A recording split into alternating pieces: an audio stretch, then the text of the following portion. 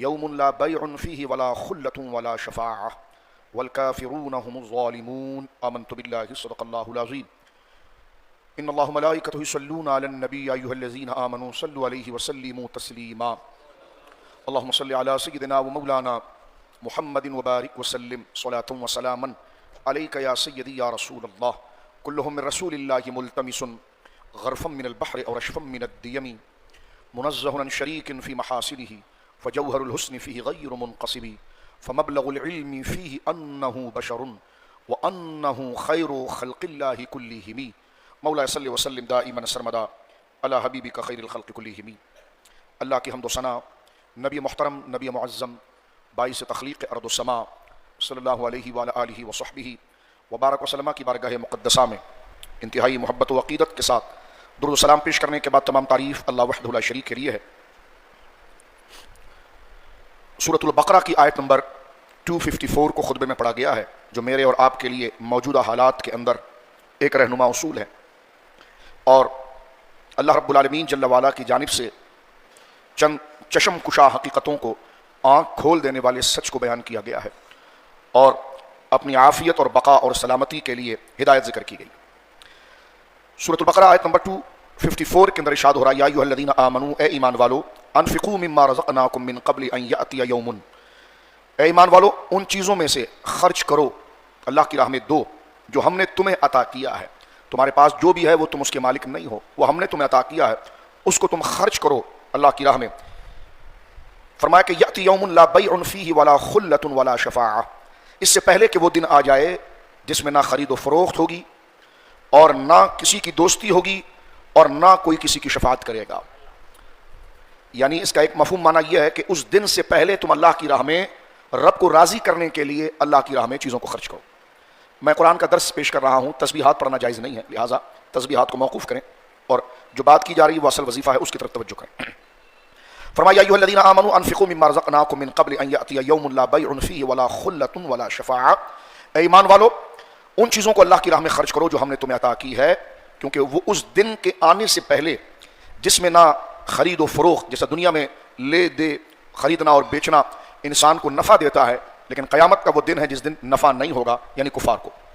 فرمایا کہ جس میں نہ خرید و فروخت ہوگی اور نہ کافروں کی کسی سے دوستی ہوگی اور نہ کفار کے لیے شفاعت ہوگی، والکافرون هم الظالمون، اور کفار ہی ظالم ہیں۔ یعنی جو تمہیں عطا کیا گیا ہے اسے اللہ کی راہ میں خرچ کر کے اللہ کو راضی کرو۔ ایسا نہ ہو کہ جمع پونجی تم جمع کر کے رکھو اور اللہ کا حق اور اللہ کے حکم کی تعمیل نہ کرو، تو یہ ایمان، یہ مال تمہارے لیے لالچ کا باعث اور بخل کا باعث بن کے تمہارے ایمانوں کو سلب کر لے، تمہارے ایمانوں کو ضائع کر دے، اور تم مرتے وقت اس حال میں رہو کہ دل میں اللہ کی توحید اور اللہ کے اسلام پر یقین نہ رہے۔ 10% سے 100%، ایک MNA کی سیٹ سے وزیر اعلیٰ تک، پھر مندروں کا سفر، تو وہاں سے پھر مرزائیوں کا سفر، اور موجودہ حکومت جو ہے ایک بہت بڑے شیطان کو مذہبی امور کا وزیر بنانے جا رہی تھی، اور وہ شخص جو غامدی فکر کا ہے، جس پر انشاءاللہ ہم آج رات اس پر گفتگو کریں گے درس قرآن کے اندر، اور موجودہ حکومت کوئی ٹھیک نہیں ہوتی، چاہے یہ سجدے کریں یا رسول اللہ صلی اللہ علیہ وسلم کی جالیاں ان کے لیے کھولی جائیں، چاہے یہ ریاست مدینہ کا نام لیں، ان کو مال جب ملتا ہے باہر سے تو کمٹمنٹ کے ساتھ ملتا ہے۔ یہ جو اربوں ڈالر یہ لیتے ہیں اپنے لیے، تو ابھی پھر انہوں نے یہ سودا کیا ہوا ہے، اور کل جو ڈرامہ انہوں نے مچایا ہے گوجرا کے اندر، یہ اس کا پیش خیمہ ہے کہ کس طریقے سے اسلام کے خلاف گویا کہ راہ بنائی جائے۔ ہم تو بھرپور، ہمارے علماء نے اس بات کی مذمت کر دی ہے کہ جس شخص نے براہ راست قانون ہاتھ میں لیا اور کسی کی عبادت گاہ کو جلایا یا کسی کو مارا، کسے باشد وہ کوئی بھی ہو، لیکن اس میں غور کیا جائے کہ قادیانی اکثر اس قسم کی حرکتیں کرتے ہیں اور اس کا ملبہ مسلمانوں پر ڈالا جاتا ہے، لیکن اگر وہ بالفرض مسلمان بھی ہو تو تعزیرات پاکستان کے تحت ان کو کڑی سزا دی جائے اور اس میں کوئی رعایت نہ کی جائے۔ لیکن قرآن کریم کی بے حرمتی اور جناب سید عالم صلی اللہ علیہ وسلم کی توہین کے حوالے سے جو الزامات سامنے آ رہے ہیں، میں لفظ الزامات عرض کر رہا ہوں، الزامات جو سامنے آ رہے ہیں اس کی تحقیق کی جائے، اور کوا کان لے گیا تو کان پر ہاتھ رکھنے پر پہلے تحقیق کی جائے کہ یہ معاملہ کہاں پر شروع ہوا ہے۔ میڈیا گوروں سے پیسہ پکڑنے کے چکر میں اور پوری حکومت گوروں کو راضی کرنے کے لیے ایک طرف نہ نکل سکے، بلکہ وجہ اختلاف کیا ہے اس پر بھی توجہ کی جائے اور اس پر بھی غور و فکر کیا جائے۔ لہٰذا ہم عدل سے بات کریں گے، قصوروار اگر کلمہ پڑھنے والا بھی ہو تو نہ چھوڑا جائے، اور اگر وجہ یہ بنی ہو کہ کسی نے جناب رسول کریم صلی اللہ علیہ وسلم کی اہانت یا قرآن کی توہین کی ہو، تو ایس ایچ او صاحب ہوں، DIG صاحب ہوں یا حکومت کے نمائندے ہوں، وہ اپنی آخرت کی فکر کریں اور قانون کے اور عدل و انصاف کے جو تقاضے ہیں اور گواہی اور شواہد کا جو طریقہ ہے، ثاقب مثال کے دجال کی طرح نہیں، جو واقعی میں گواہی کا طریقہ ہے، وٹنس اگر ثابت ہوتی ہے کہ اس قسم کی اہانت ہو تو ان کو بھی چارج کیا جائے پاکستانی قانون کے حوالے سے، تو یہ تو ہم ایک بات کر چکے ہیں، لیکن یہ جو گورنمنٹ پیسہ لیتی ہے اس کے اندر بہت سی چیزیں ہوتی ہیں۔ پہلی بات، جو مسلمانوں کا بنیادی عقیدہ ہے ختم نبوت اور اس کے خلاف سازش کرنے والا جو گمراہ بددین طبقہ ہے قادیانی مرزائی، اس کو کس طرح انٹر کرایا جائے۔ جبری مسلمان کیا جاتا ہے جی، سندھ کے اندر جبری کلمہ پڑھایا جاتا ہے اس قسم کا ایک ڈرامہ مچا کر۔ بھائی جبری مسلمان کر کے ہمارا کیا فائدہ؟ جبری کسی کو مسلمان کر، اگر کوئی زبان سے مسلمان ہو جائے دل سے مسلمان نہ ہو جائے تو اس سے ہمارا کیا فائدہ؟ وہ گھر میں جا کے کفر کر رہا ہو تو مسلمان تو وہی کام کا ہے نا جو دل سے قبول کرے۔ پھر قانون آپ کے یہ جو سندھ کی مردود حکومت ابھی گئی ہے، انہوں نے یہ بل پاس کرنے کی کوشش کی، لیکن میں سارے مسلمانوں اور سندھ کی عوام کو سلام پیش کرتا ہوں کہ جو ان مردودوں کے مقابلے میں کھڑے ہو گئے۔ انہوں نے کہا تھا کہ جناب 18-19 سال سے پہلے کوئی غیر مسلم اگر کلمہ پڑھنا چاہے تو نہیں پڑھ سکتا۔ میں نے کہا زرداری کی تنظیم میں آ سکتا ہے، 8 سال کا بچہ 10 سال کا بچہ اللہ کی توحید کو قبول نہیں کر سکتا۔ تو یہ ظلم عظیم انہوں نے کیا ہے، اللہ اکبر۔ اور میں آج چند احادیث پڑھوں گا، میرے اور آپ کے دل پر جو دنیا کی محبت کی ایک چربی چڑھ گئی ہے اور ہم حق کو حق نہیں کہتے ہیں اور حق کا ساتھ نہیں دیتے ہیں، اور یہ کون سی دینی دعوت ہے کہ صرف نیکی کی بات کرو؟ میں نے کہا برائی کی مذمت بھی پڑھو، یہ ون وے ٹریفک نہیں ہوتی، انکم کال نہیں ہوتی، آنا جانا ہوتا ہے۔ جو غلط ہے اس کو غلط کہا جائے گا، جو صحیح اس کو صحیح کہا جائے گا۔ مومن صرف امر بالمعروف نہیں کرتا ہے، ساتھ میں نہی عن المنکر بھی کرتا ہے۔ یہ ون وے ٹریفک جو چلتی ہے بس اچھا یہ نیک کام، یہ کہو کہ یہ برا ہے تو پھر اس کی مذمت بھی بیان کی جائے، کیونکہ رسول کریم نے فرمایا کہ جب تمہارے معاشرے میں غلط کام کو غلط کہنے والے لوگ چپ ہو جائیں گے تو پھر تم رات بھر چلا کرو یا تسبیحات پڑھو، اللہ ان کی دعاؤں کو قبول نہیں کرے گا۔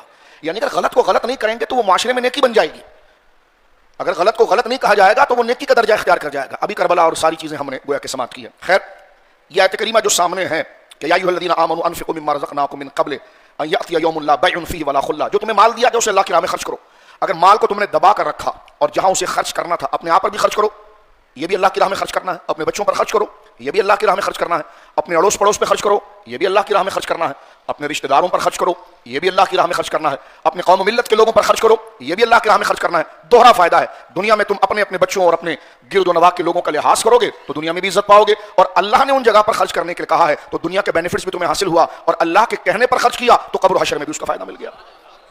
اس آیت کی تشریح کو انشاءاللہ العزیز ہم رات کے درس کے اندر تفصیل کے ساتھ لیں گے، وقت کیونکہ مختصر ہے۔ میں چند نصیحتیں آج سوچ رہا تھا کہ موجودہ جو حالات بنائے گئے ہیں اور بن رہے ہیں آہستہ آہستہ، یہ جو آپ نے قرضہ لیا ہے نا، یہ اس کی ساری برکتیں سامنے آ رہی ہے۔ ظاہراً کہہ رہا ہوں، تنزن اس کو برکت تو نہیں کہا جاتا، لیکن ظاہراً کیونکہ جیسے حکمران ہیں ایسی ان کی برکتیں ہوتی ہیں، یہ ان کے سامنے آئے۔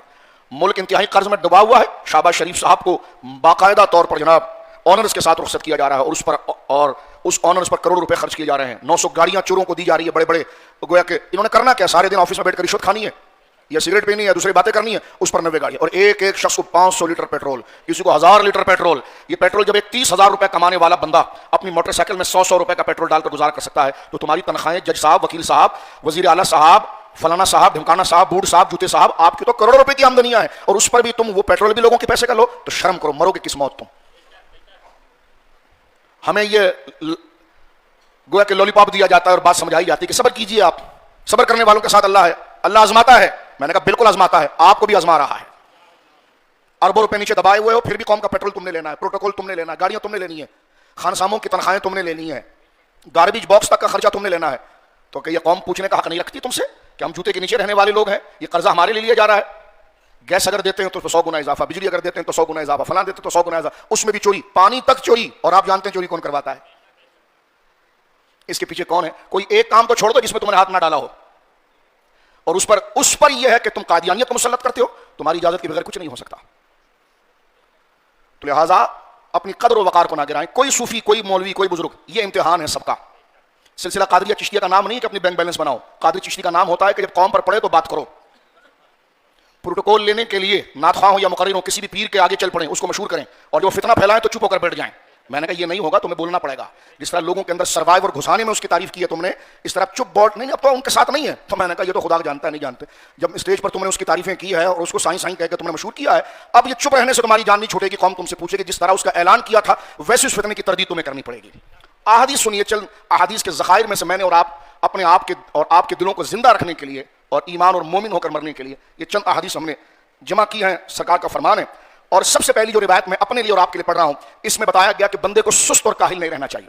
اس کا جو بھی کام، اگر وہ آفیسر ہے تو ٹھیک طریقے سے کام کرے، اگر وہ مزدور ہے تو ٹھیک طریقے سے کام کرے۔ یہ نہیں کہ امیر کا رونا روئے میں تو غریب ہوں اور خود چوریاں کر رہا ہوں، یہ تو حکمران چوری کرتے ہیں، لیکن ادھر سے وہ جناب جو ہے کہ وہ دکانوں سے چوریاں کر رہا ہو اور فائدہ کیا ہو رہا ہو، شٹر کیا لے، میں تو غریب ہوں، میں تو مجبور ہوں۔ اللہ اکبر۔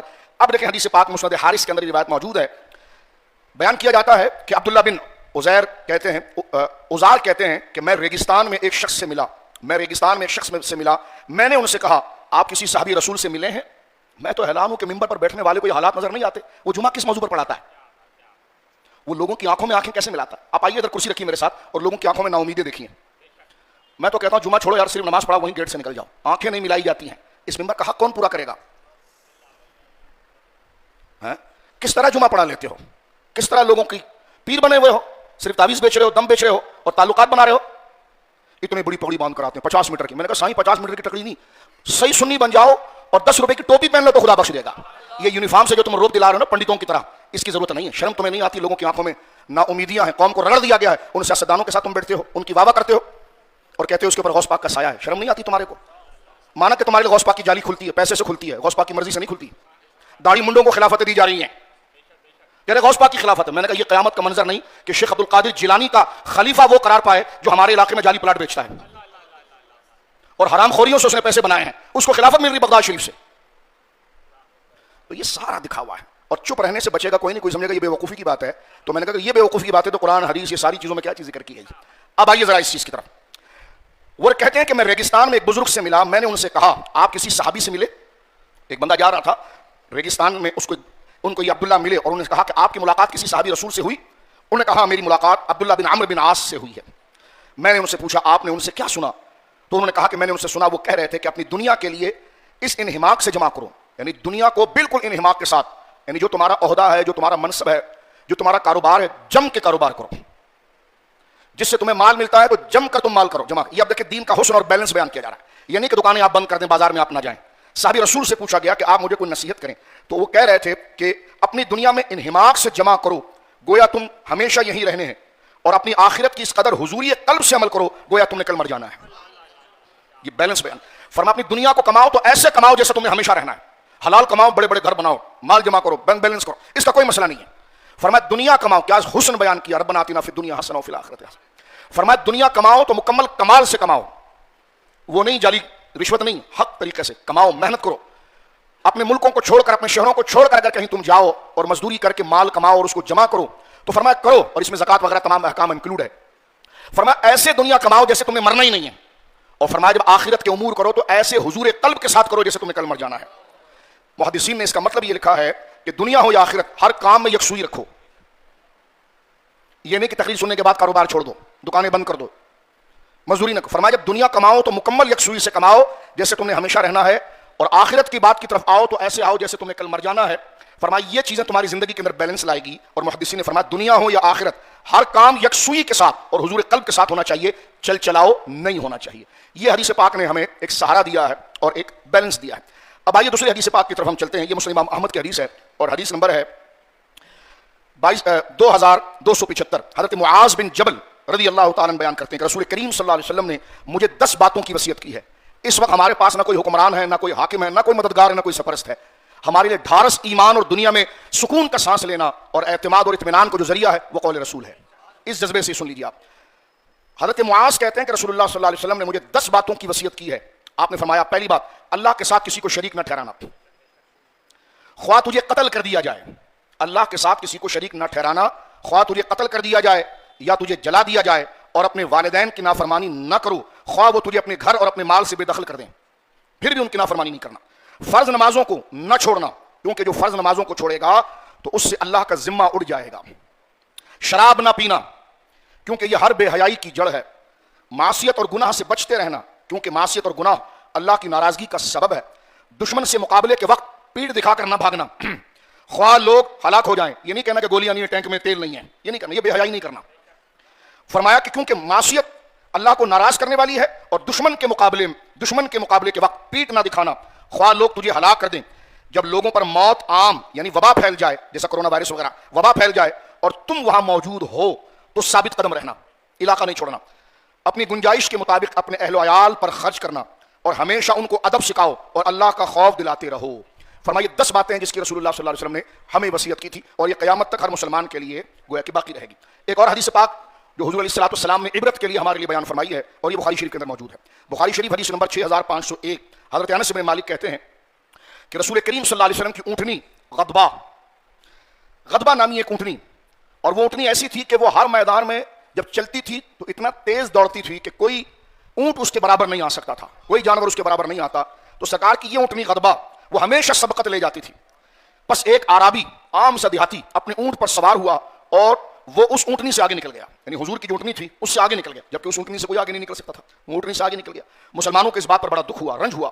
انہوں نے غضبہ کے پیچھے رہ گئی, اس پر غم ہوا. تو رسول کریم صلی اللہ علیہ وسلم نے فرمایا اللہ نے اپنے ذمے کرم پر لیا ہے کہ جو چیز بھی دنیا میں سر بلند ہوتی ہے ایک وقت اس کو پست کر دیتا ہے. اللہ, یہ بڑی عبرت کی بات ہے. جس کو اللہ عروج دیتا ہے تو پھر اس کو زوال بھی دیتا ہے. فرمایا یہی غضبہ ہے جو سب سے آگے جا رہی تھی. لیکن ایک دیہاتی اور اعرابی کی آج اونٹنی اگر آگے نکل گئی تو تم ناراض نہ ہونا, یہ اللہ کی قانون ہے, یہ اس کی قدرت کا تقاضا ہے کہ جب وہ کسی چیز کو عروج دیتا ہے تو پھر اس کو پستی کی طرف بھی لے کر آتا ہے. اس کو ذہن میں بٹھائیے, یہ کئی مسئلوں کا حل ہے اس روایت کے اندر. وقت مختصر ہے, میں صرف روایت ہی پڑھتا ہوں ورنہ اس کی تشریح جو ہے وہ تفصیل طلب ہے. حضرت مالک انصاری بیان کرتے ہیں کہ رسول کریم صلی اللہ علیہ وسلم فرمایا کہ دو بھوکے بھیڑیے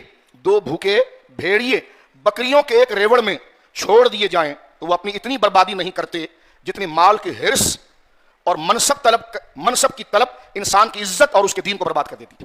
ہوا نا گزشتہ حکومت میں, پیر کیسے دیکھو عہدہ لینے کے لیے پہنچ رہے تھے, اور ایک تو بہت بڑے پنجاب کے پیر ہیں, ان کا بہت بڑی یونیورسٹی ہے, اس میں انہوں نے گانے بھی بجائے کیونکہ خان صاحب کو پسند تھی نا ماحول یہ سب, تو انہوں نے گانے بھی بجائے, سب کچھ کیا. یہ دیکھیں رسول اللہ کی حدیث مبارک. تو پیر یونیفارم کا نام نہیں ہوتا ہے, پیر ایمان و تقوی کا نام ہوتا ہے. اگر وہ بڑی گاڑی سے اترے, بہت زیادہ کروفر اور پروٹوکول لے کر چلے تو وہ ڈاؤن ہے. تو مجھے کسی نے کہا کہ پیرانی نظام کے ساتھ تو لوگ بڑی گاڑیوں میں بھی چلتے ہیں, کروفر رکھتے ہیں. میں نے کہا اگر عقیدہ درست ہے نا تو یہ سارا پروٹوکول ذالک فضل اللہ یؤتی من یشاء, پھر یہ اللہ کا فضل ہے. اور اگر عقیدہ ٹھیک نہیں ہے تو یہ ڈاؤن ہے, 2 نمبر ہے. اچھی گاڑی میں بیٹھنا منع نہیں ہے, اچھی گاڑی میں پیر صاحب بیٹھیں یہ ناجائز نہیں ہے. ان کے آگے پیچھے گن مین چلیں یہ کوئی بری بات نہیں ہے. ان کے آگے مالدار اپنی آنکھوں کو بچھائیں یہ کوئی بری بات نہیں ہے, جبکہ بندہ خود ٹھیک ہو تو. اور بندہ ٹھیک نہ ہو تو یہ سب بری بات ہے, اور بندہ ٹھیک ہو تو یہ اللہ کا فضل ہے کہ اللہ نے لوگوں کے دلوں کو اس طرف راغب کر دیا ہے. میچور ہو جاؤ, سنیو. کسی کو وزیر اعلیٰ سے ملتا ہوا دیکھتے تو پہلے ہم اپنے پیر کو چھوڑ کے اس کا مرید ہوتے ہیں, کیونکہ ہم نے پلاٹ نکالنا ہوتا ہے, اسلام آباد میں کمن ڈالنی ہوتی ہے. تو جیسا پیر ڈھونڈتے ہو ویسی نیت ہوتی ہے, ویسے پیر ملتے ہیں. پھر آدھے گھنٹے کے بعد دراجی میں دوسرا پیر آ جاتا تو ہم اس کے عاشق ہو جاتے ہیں, کیونکہ اس کے تعلقات اس سے زیادہ ہوتے ہیں. تو غور مجھے اور آپ کو کرنا چاہیے, یہ جو ہم نے ڈگوں کو پال کر رکھا ہوا ہے, جو کبھی رافضی کی چارپائی تو کبھی خارجی کی چارپائی, وہ تم نے پیر اللہ کے لیے پالا ہوا ہے نا, رکھا ہوا ہے, تو اس سے مال دولت نہیں, اللہ مانگو, جب اللہ مل گیا تو سب ایسے مل جائے گا. اور پھر بدماشی کرتے تم نے ہمارے پیر کے خلاف کہا. میں نے کہا وہ دین کے خلاف جا رہا ہے تو تم ابھی اتنے یہ پیر مرید اس لیے بناتے ہیں کہ وہ دین کے مقابلے میں کھڑے کریں, یہ دین کی بات کو سنیں. کہتے ہیں نبیوں کا معاملہ بعد میں, آل نبی کا معاملہ پہلے ہے.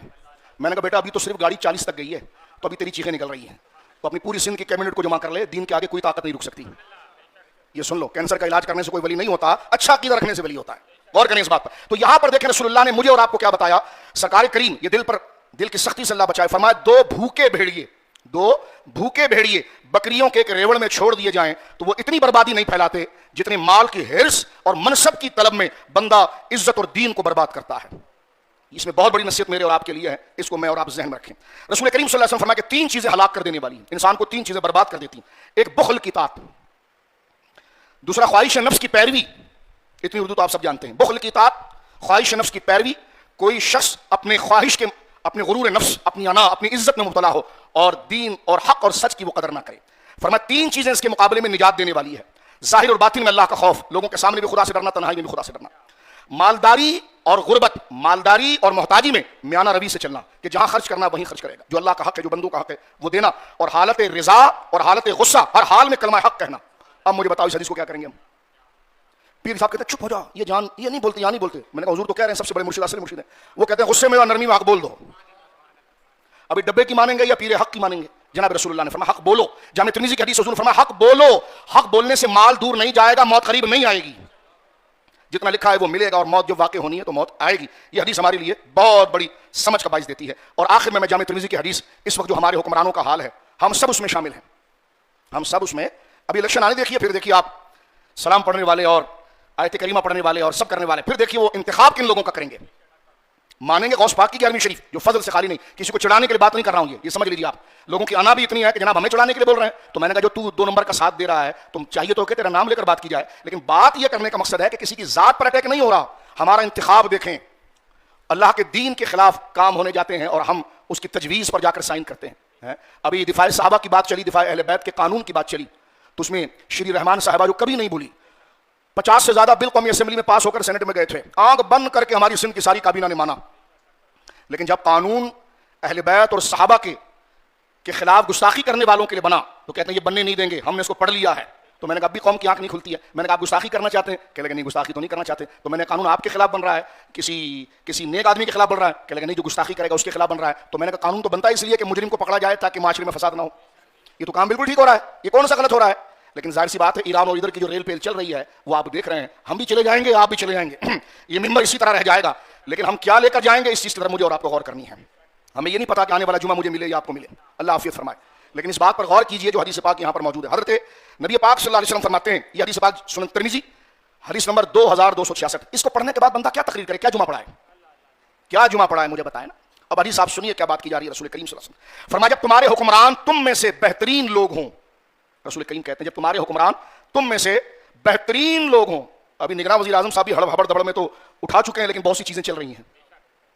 فرمایا جب تمہارے حکمران تم میں سب سے بہترین لوگ ہوں اور تمہارے مالدار سخی ہوں, حکمران بہترین لوگ ہوں, مالدار سخی ہوں, اور تمہارے اجتماعی معاملات باہم مشاورت سے طے ہوتے ہوں, دو بندے نہ طے کرتے ہوں, باہم مشاورت سے طے ہوتے ہوں, تو تمہارا زمین کے اوپر رہنا زمین کے نیچے رہنے سے بہتر ہے, یعنی زندگی تمہارے لیے بہتر ہے. اور فرمایا جب تمہارے حکمران تم میں سب سے بدترین لوگ ہوں اور تمہارے مالدار لوگ بخیل ہو جائیں اور معاملات کی باغڈور عورتوں کے ہاتھ میں چلی جائے, تو تمہارے لیے زمین کے اندر چلے جانا زمین کے اوپر رہنے سے بہتر ہے. یہ جناب رسول, یعنی تمہارے لیے دنیا خیر نہیں رہی, تمہارے لیے دنیا, آپ کہیں گے کیسے مرنے کی بات کی جا رہی ہے, میں نے کہا نہیں, بتایا جا رہا ہے تمہارے لیے قبر خیر ہے. اس سے کیا ہوگا, اس سے تمہارے اندر جرأت پیدا ہوگی اور تم میدان میں حق بولنے والے بن جاؤ گے. یہ جو گھٹ گھٹ کے مر رہے ہو نا, تو تمہارا دنیا میں رہنا بہتر نہیں ہے, کیونکہ وہ لوگ جو تم پر کمانڈ کر رہے ہیں وہ ٹھیک نہیں ہے. رسول کریم صلی اللہ علیہ وسلم نے ارشاد فرمایا جب قومی خزانے کو ذاتی دولت بنا لیا جائے, جامع ترمذی کی حدیث, جب قومی خزانے کو ذاتی دولت بنا لیا جائے, قومی امانتوں کو مال غنیمت سمجھ کر لوٹ جانے لگے اور زکوٰۃ کو تاوان سمجھ کر دینے سے انکار کیا جائے, دنیا کا علم دنیا سنوارنے کے لیے حاصل کیا جائے, ایک شخص اپنی بیوی کا فرمان بردار اور ماں کا نافرمان ہو جائے, ایک شخص اپنے دوست کو قریب کرے اور باپ کو دور کرے, اور مسجدوں میں آوازیں بلند ہو جائیں یعنی لوگ جھگڑے کریں, بدکار شخص قبیلے کا سردار بن جائے, قوم کی زمام میں اقتدار کمینے لوگوں کے ہاتھ میں آ جائے, اور معاشرے میں کسی شخص کی عزت اس کے علم, اس کے کردار, اس کی شرافت کی وجہ سے نہ ہو بلکہ دیکھا جائے بھائی کا بندہ ہے, ڈان کے ساتھ ہے, عزت کیجئے اس کو. فرمایا اس کی شر کی وجہ سے اس کی عزت کی جائے, اس کے علم کی وجہ سے عزت نہ ہو, اس کے تقوی کی وجہ سے عزت نہ ہو, اور لوگ اس کے شر سے بچنے کے لیے کریں. گانا گانے والیاں اور آلات غنا کا دور دورہ ہو جائے, بدکاری عام ہو جائے, شراب نوشی کے دور چلیں, اس امت کے پچھلے لوگ اپنے پہلوں پر لان تان کریں, سوشل میڈیا پر بھرما رہے ہیں. امام بخاری کو کیا آتا تھا, امام اعظم کو کیا آتا تھا, وہ سکھر میں ایک ملعون آیا ہوا ہے, وہ کہتے ہیں اعلیٰ حضرت کو کیا آتا تھا, 4-5 بڈوں نے پالا ہوا ہے اور ان بڈوں کے باپ دادا مشہور اعلیٰ حضرت پر ہوئے ہیں, نسب ان کے عالی تھے. ایسے اور بھی لوگ اس علاقے میں تھے لیکن ان کو عزت امام محمد رضا کی وجہ سے ملی ہے. آج انہوں نے بندہ آگے کر دیا امام محمد رضا کو کیا آتا ہے. تو رسول کریم صلی اللہ علیہ وسلم نے پوری نصیحت فرما رہے ہیں, اور اس میں ایک نصیحت یہ کہ بعد والے پچھلوں پر لان تان کریں تو پھر اس وقت کا انتظار کرو جب سرخ ہوائیں چلیں, زلزلے آئیں, اللہ اکبر, زمین میں دھسا دیے جائیں, صورتیں بگاڑ دی جائیں اور پتھر آسمانوں سے برسایا جائے, اور قیامت کی نشانیوں کا ظہور اس طرح پہ در پر ہوگا جیسے تسبیح کی لڑی سے ٹوٹ جانے سے اس کے دانے ایک ایک کر کے گرتے چلے جاتے ہیں. یہ حضور نے علامت بتائی اور وہ ایک ایک ہم اپنی آنکھوں کے سامنے دیکھ رہے ہیں. بات کو یہاں ختم کرتے ہیں کہ حضور نے فرمایا کہ صورتوں کا جیسے بنی اسرائیل کی صورتیں مسخ کر دی گئی تھی ایسے لوگوں کے چہرے مسخ کیے جائیں گے. لیکن ہم تو دیکھ رہے ہیں ہمارے وزیر اعظم تو گورے چٹے سے چٹے ہو جاتے ہیں, ان کے چہرے تو مسخ نہیں ہو رہے. اس کی وجہ کیا ہے؟ تو آج سے 1400 سال 1200 سال پہلے محدثین اس کی شرح لکھ گئے ہیں. فرمایا چہروں کو بگاڑ دینے سے مراد یہ ہے کہ پہلے تو بنی اسرائیل کے چہرے بندروں اور خنزیروں میں بنا دیے جاتے تھے, اور اس کی ایک تعبیر یہ ہے کہ عالم دنیا کے آگے وہ ذلیل ہوں گے. آم کا تحفہ دے رہے تھے, ویڈیو نظر میں آئی آپ کے, ہاتھ ملا رہے تو گلا گزر رہا ہے, بھیک مانگ رہے ہیں لوگوں سے. تو یہ جو ہے نا ان کی شکلیں بگاڑ دی جائے گی. تو اس کی تشریح محدثین نے یہ کی ہے کہ اقوام عالم کے سامنے وہ بے توقیر ہو جائیں گے اور مسلمانوں کے لیے کوئی جگہ مقام افتخار نہیں رہے گی. اپنا اسلام بیان کرنا اس کے لیے گویا کہ ذلت کا باعث ہو جائے گا. آج یہ گوجرا کا واقعہ دیکھو, اس کو کس طرح ہمارا میڈیا اٹھا رہا ہے اور اس کو باعث اسلام اسلام اسلام اسلام کر کے وہ لا رہا ہے, اور اس کے پیچھے پوری ایک چین چل رہی ہے اور وہ مالیات کا سلسلہ جو پائپ لائن کے اندر آ رہا ہے. یہ وہ چیزیں جو رسول کریم صلی اللہ علیہ وسلم نے بیان فرمائی. اگر بات ذہن میں نہیں ہے تو دوبارہ ریپیٹ کر کے اس کو سن لیجیے گا. جامع ترمذی شریف کی حدیث کیا بیان کریں, اس میں وہی بیان کریں گے جو رسول اللہ صلی اللہ علیہ وسلم نے حقائق کو ذکر کیا ہے. لہذا عرس ہو, 11ویں ہو, 12ویں ہو, تسبیحات ہو, فضائل کو ایک طرف رکھو, قوم کی تربیت کی بات کرو, اور جو رسول کریم صلی اللہ علیہ وسلم نے استقامت کی بات کی ہے اور یہ روایات جو رسول کریم صلی اللہ علیہ وسلم نے ذکر فرمائی ہے کہ کیا کیا حالات ہوں گے اور تم نے کس چیز کو دیکھنا ہے تاکہ ہم نا امید ہو کر خدا کے دین کو نہ چھوڑ دیں معاذ اللہ. کیونکہ ہم انسان ہیں, کبھی طاقت اپنے مقابلے میں دیکھتے ہیں تو اللہ پر بھروسہ کم ہو جاتا ہے. لیکن کربلا اور بدر یہ بتاتی ہے کہ سامنے کئی گنا لوگ بھی ہوں اور تمہیں مٹی میں ملا بھی دیا جائے, یہ تمہارا امتحان ہے. اللہ کا دین حق ہے, اس کے لیے شک نہ رکھا جائے. اللہ رب العالمین جل وعلا پاکستان کو سلامتی عطا فرمائے اور ہمیں اپنی زندگی کے اندر اللہ رب العالمین جل وعلا مدبر بنائے، غور و فکر کرنے والا بنائے، عارضی دنیا کی بجائے اللہ رسول سے کیے ہوئے عہد کو پورا کرنے کی اللہ رب العالمین توفیق عطا فرمائے۔ اگر وقت آپ کے پاس ہو تو تھوڑی دیر کے لیے انشاءاللہ سلام کے بعد پرچم کشائی کا سلسلہ ہوگا، کسی کو دکھانے کے لیے نہیں، اپنے آپ کو زندہ رکھنے کے لیے، ان شہیدوں کو سلام پیش کرنے کے لیے کہ الحمدللہ ایک آزادی بہت بڑی نعمت ہے۔ اب بھی الحمدللہ پاکستان میں اتنا فساد پھیلا، اللہ اس کو ختم کرے، پھر بھی خیر اس سے زیادہ ہے، خیر اس سے زیادہ ہے، نا امیدی اس پاکستان سے نہ رکھی جائے۔ اللہ رب العالمین جل وعلا آج جمعے کے دن کی برکت سے پاکستان کو سلامتی عطا فرمائے۔ جو پاکستان کو سلامت رکھنا چاہتا ہے خدا ان کو سلامت رکھے۔ اب تو ہماری دعا کنڈیشن کے ساتھ ہے، جو پاکستان کی سلامتی چاہتا ہے خدا اس کو سلامت کرے، اور اللہ رب العالمین جل وعلا اس ملک کو صبح قیامت تک غریب مسلمانوں کے لیے امن اور عافیت کا مکان بنائے، گہوارہ بنائے، اور اس کے سب زلالی پرچم کو اس آزاد فضا کے اندر ہمیشہ باوقار بنائے۔ اللہ رب العالمین اس قوم کو وقار دے، اور جو ان بد کردار حکمرانوں نے اپنی ذلت کی بنا پر قوم کو ذلیل کیا ہے، قوم ذلیل نہیں ہے، قوم تو بھوکا رہ کر بھی اسلام اور پاکستان کا نام لینے والی ہے۔ خدا ان بدکار دنیا پرست اور یہ حوث والے حکمرانوں سے اللہ رب العالمین جل وعلا ہمیں محفوظ فرمائے۔ انشاءاللہ سلام کے بعد پرچم کشائی ہوگی، طبیعت کرے ضمیر اجازت دے تو شریک ہو جائیں۔ وآخر دعوانا الحمدللہ۔